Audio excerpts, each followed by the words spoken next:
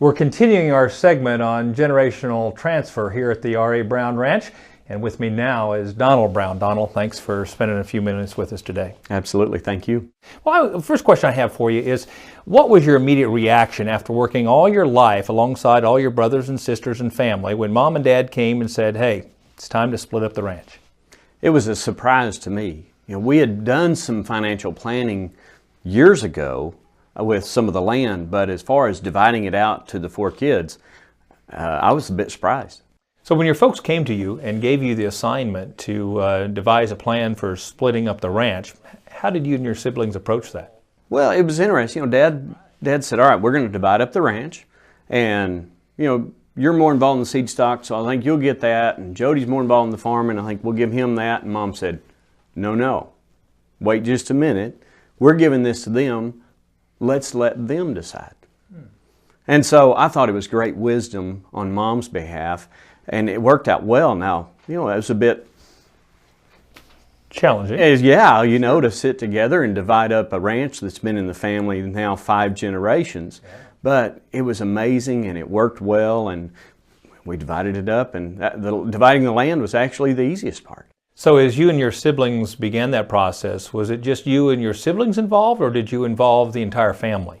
Mom and Dad just wanted the 4 of us kids in there to divide up the land. And so that's the way we did it. And, we met several times. We started each meeting with a prayer, and we analyzed the situation, and we didn't make it hastily. We would meet, we would wait, we would sleep on it. Mm-hmm. And, I think there's a lot of wisdom in that. And it all worked out very, very well. Donald, tell us this. What were some of the challenges as you and your siblings walked through this process? Well, anytime you start talking about the end of someone's life and passing it on, it's not a comfortable discussion. But Mom and Dad started that conversation, which made it a whole lot easier for us. Mm-hmm. Thankfully, Mom and Dad are in excellent health, and they just said, we want to pass this on now while we can each of you enjoy and pursue your dreams. Mm-hmm. With your families and use your gifts and talents and interests. And so we're blessed by that. I don't know what it's like to lose a parent. Mm-hmm. I can't imagine going through this process of dividing up the family business along with the emotional drain of the loss of a loved one. Mm-hmm. And so, it's challenging, but I think it's so much easier to do it without that extra burden. Absolutely, without that burden, and being able to do it with clear mind, and Mom and Dad right there in case we need them to ask a question. To referee. That's right. So, right. I think it's important. One of the things that, Mom has always instilled in us in love, and that was very important as we went through this process. I can still remember as a child 2 things. One, Mom teaching us about 1 Corinthians chapter 13. And that ends with, these 3 things remain. But the greatest of these? Faith, hope, and love. But you're right, the greatest of these is love. Absolutely. And the other thing I was remembering just this morning as I pulled out of the ranch entrance and onto the highway is I remember all 4 of us kids in the vehicle on Sunday mornings headed to town. Mm-hmm. And every time when we would turn by the ranch sign, Dad would look around and he'd say, I sure love my family. Mm. And those words just echo in my mind. And so they taught that to us from an early age. And I think that helped us in this process of dividing it up and keeping peace in the family, because that was higher priority than who gets this or who gets that. I think my brother Rob A. had some really good wisdom. He said, if any of us get exactly what we want, mm-hmm. it's probably not fair. Donald, looking back on the process, is there anything you'd do differently? Looking back, I can't think of anything I would do differently. For us, it just worked out great. We weren't rushed. Mom and Dad kind of gave us their plans that they were ready to start doing the process, but it wasn't a rushed situation. We were able to meet, even though not all of us live right here on the ranch.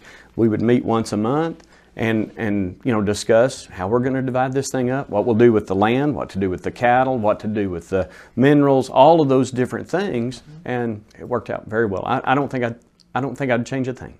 Well, Donald, this is the Cattleman and Cattleman Show, so I'd like to ask you a little bit about dividing the cattle. We discussed how you approached the land division, but dividing a set of registered seed stock that you've spent generations building is an emotional decision. Tell us about that. We did the land first, and that was easy. The cattle, I've been back here on the ranch for 20-something years, working side by side with Dad on the seed stock side.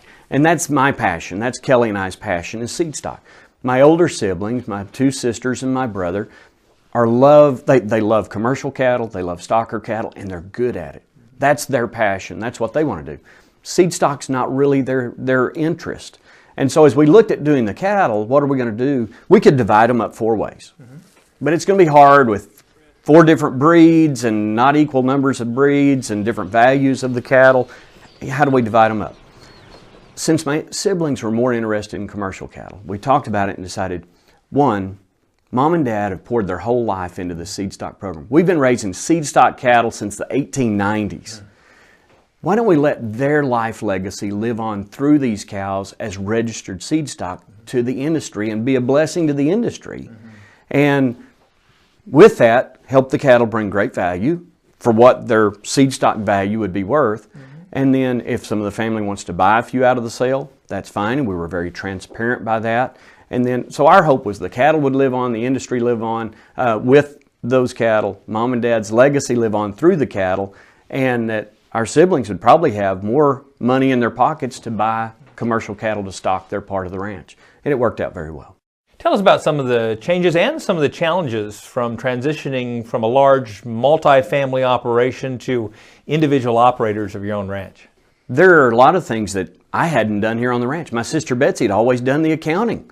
And so now Kelly and I are like, oh my goodness, there's a lot we have to learn.